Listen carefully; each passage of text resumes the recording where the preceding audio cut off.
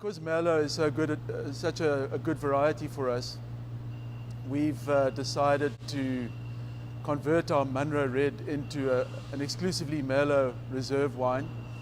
And from 2016, we've been working on making Merlot as a reserve wine as well.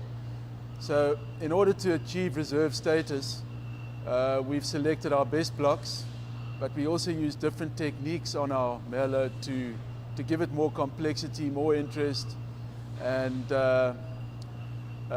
more maturation potential. So obviously, finding the best blocks with the best structure is part of it, but also using oak in a more abundant way is an important part of making a reserve quality Merlot. But I've also worked on a technique which was basically passed on to me by my nephew Grier, who's actually coming to work at Villiera next year. It's one of the things that as a family business you always hope that another family member from the next generation comes along and is happy and proud to take over the business. So in May, Grier will begin working at Villiera, but he handed down this technique which he discovered in California. It's an idea that we refer to as drip barrel Merlot.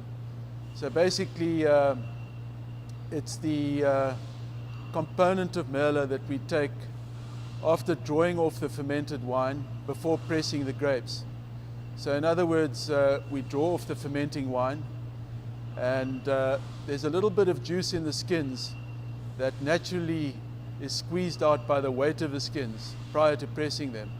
And that's what we call the drip barrel. It's a couple of barrels that drip out under pressure, and once we've got the drip barrel or two or three drip barrels, we then take the skins into the press where we press.